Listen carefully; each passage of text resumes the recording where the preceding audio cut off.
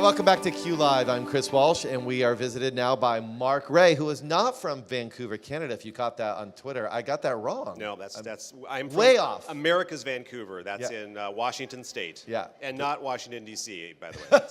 So You have to do all the disclaimers. Yeah, all the disclaimers, absolutely. Yeah. Yep. But you are one of our spotlight speakers here at Q, and it's your Very first honored. time at Q? Yep, absolutely. Very first time. We're glad to have you. I come in with a big splash. Yeah. You already did 3 Actually, sessions. that would feel really good right now because it's kind of hot. Yeah. Yeah, well, maybe take the jacket off. Yes. That's the first step. Yeah.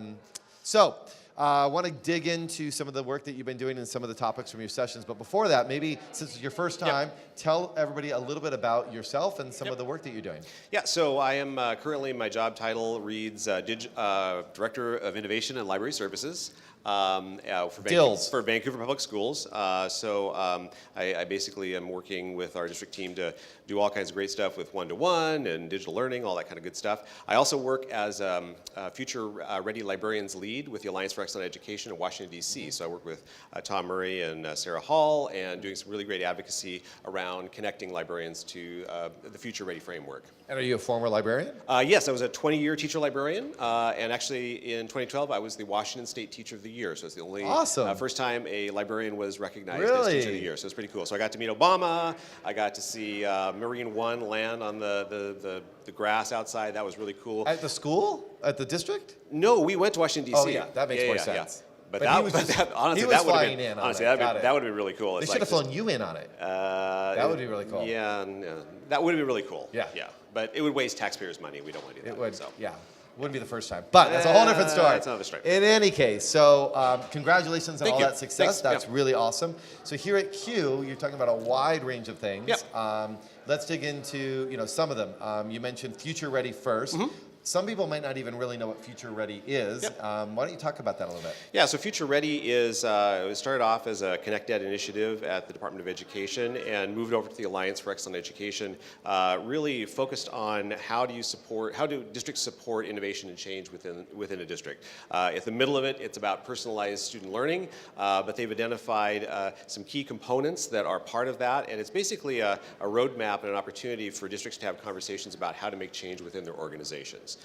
So it's really cool, and I'm, as I mentioned before, doing some work with them to connect librarians to that work. So if you want to develop a future-ready school and a program, in what ways can teacher librarians, school librarians support that work? And so we've actually built out our own framework. It's really going gangbusters on Facebook, really cool energy around it. So it's kind of neat. It's really cool because librarians, I think, as a role, oftentimes are either underused or misunderstood.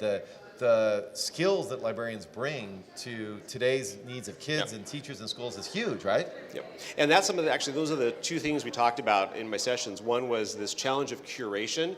So, OER is fantastic. Go open the work that's going on at the Department of Education to promote, free materials, freely licensed materials. But there's a challenge with that too, is who is going to curate all those resources? How do you organize them? How do you select them?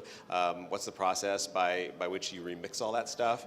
The other challenge is, how do students curate information? I mean, with fake news and alternative facts, all that kind of stuff, it's really hard for kids to make sense of all that. And so librarians can play a really great role in that. But the conversations we've had here at Q have been, we've had IT directors there, we've had TOSAs there. They're all part of that solution. So we're hoping that they can kind of help out with some of that work. So speaking of that, OER, has continued to rise in terms of the amount of content that is freely available out there. Some of it properly tagged, Creative Commons, some of it not. Which is very confusing. Of course, very confusing for teachers. And ultimately, I think we all believe teachers want to do the right thing, right? Mm-hmm. And understand those licenses are important to that. But I think the issue that we often see is around the quality of work. And I hear you saying librarians have a very particular role in evaluating that. Well, I think they're great assets and resources to be able to help teachers do that, but a lot of districts don't have librarians. In California, that's a real challenge. And so, how do you help teachers, how do you help districts and systems make sense of all that? And so what's your best tip on that? The best tip would be is hire a librarian. If you can't do that, there are definitely strategies. One of the things that we talked about in my session about this curation is looking at curation as a big idea is really difficult, but what we did is we really looked at what do students need, what do teachers need, what do schools need, and what do systems need. And if you really break it down really simply into that, it's a lot easier to kind of tackle some of those challenges. So it's really about how you look at the challenge and then figure out a way to kind of get in there and answer those questions. And just to finish out on OER, is there a particular place that you're hot on today to send people to look for OER materials? Well, I'm really proud of the work that Department of Education has done on this. The Go Open initiative has been a great project. They've really brought together thought leaders around many districts. They've done a number of Go Open summits. So they've really, I think, OER is not new. It's been around for a long time. But I think they've taken a really great leadership role in promoting that. And I just hope that that gets sustained because it's great work. Yeah. So there's a third session you had here today, which was on digital citizenship. Yeah, which we were talking about this before. Continues to, I mean, we were talking about digital citizenship 20 years ago, right?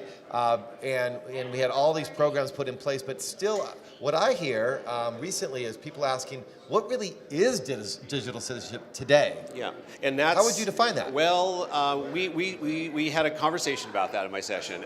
We started off actually by doing a survey. So everybody in the room took a survey, and they basically surveyed their own online digital behaviors. And so I've done this at a couple of sessions. 91% of people admitted that they click the accept button without reading all the details of that. So as adults, we're not particularly good at that. About 90% admitted using their cell phone in the bathroom, which was a really good. I appreciate the honesty. Is that digital hygiene? There's no hygiene associated with that whatsoever. We didn't specify exactly what was going on when the phone was being used, but yeah, I mean, I think that the challenge there is that it's an evolving thing, and really what we're seeing is some significant transitions in education.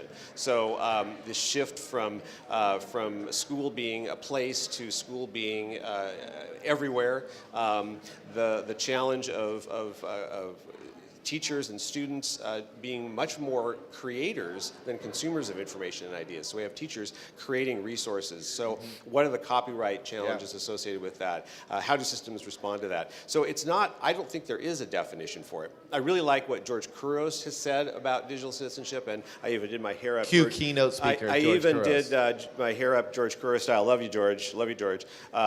Anyway, but his idea about digital leadership and how do we develop students so that they really have a strong online brand and identity and leverage all those social media tools in some really powerful ways. It's more than just stranger danger. I mean, there's much more to it than that. Yeah.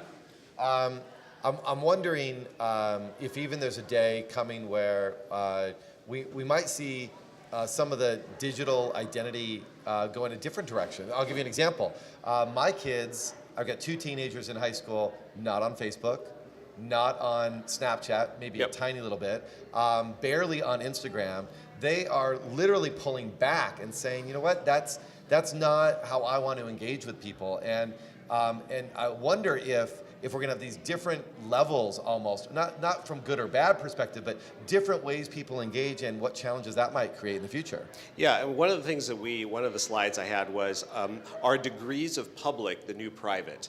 And so totally agree. We are very public people, and we have no choice, and privacy is a real challenge. And so I think and I tie it. This is a weird analogy, but vinyl is coming back.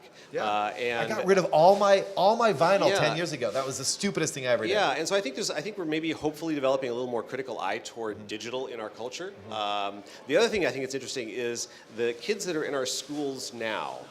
There's a great article in the New York Times about this. The kids that are in our schools now are different than the kids that were in our schools 10 years ago. They are different. They have a different set of attributes. They grew up in a different cycle of digital implementation in their lives. And I think actually we don't give them enough credit. I think they're actually smarter, more savvy consumers and users than even 10 years ago. And in many cases, they're far more savvy than the adults that are teaching them. Absolutely. Yeah. Although where I would say parents struggle, and by proxy schools struggle, is with some of the things that keep kids with the face down, right? Yeah. Not having those relationships, those conversations. What's interesting is to watch is how they go in and out of that, right? Face down here and then up here. And I'm wondering how we address that kind of that dynamic in relationships with some of these devices. Yeah, and I think that was actually one of the questions we ask is how much time do you spend with a device? And the majority of people admitted that they spend more than 8 hours a day with a device. That's These a were lot of adults. time. That was adults. That's yeah. a lot of time. Yeah. Especially interactive devices, probably, right? A lot of that we was said not everything. You yeah. said screen time, but Yeah, screen still, time. I would imagine that a high percentage of that is on social medias with their devices, texting, all that, right? Yeah, but games, television, I mean, it's just all that stuff that kind of adds up. So I think, again, I think we're really in a transition, and I think we're quick to make judgments based on what has been. I'm not saying that 8 hours of screen time is healthy, because I mean, I'm working on my couch at home, and I look up and, 6 hours have gone by, and I don't feel good. Right. It's not good. So Well, I think there's research. We know it's not good. I mean, for sure. not to be clear about it. Yeah. We know it's not good. It's a question of how do we get through that transition, Yep, right? Yep, and really have some Come out the other conversations side. about that. And that's kind of the argument that we're having is that, we need to talk about this thing, not just with kids, but with adults as well. Absolutely. It's a complicated issue. Absolutely. And I don't have the answers for it, so. Well, we appreciate you being here Yeah. and pushing the conversation forward in all Absolutely. these areas. If people wanted to learn more about your work or some of the initiatives you just mentioned, maybe we could shoot those out real quick. Yeah, so if you want to learn more about Future Ready Librarians, you just simply go to futureready.org/librarians, and that'll get you to some of the information that we have. That's my promo. I would just love if people could know about that and spread the word, because it's a great initiative. We're trying to help. We're trying to connect librarians to that great work that's happening in schools, and getting administrators to kind of understand that. And we've got a lot of superintendents. Shout out to my superintendent, Dr. Steve Webb. He's my boss. Has been a great supporter of this Steve. initiative. Yeah, Steve. Love you, Steve. Anyway, He gets a raise. Thanks again for joining us. This Appreciate has it. been great. For everybody here at Q 2017, I'm Chris Welsh. We'll talk to you soon.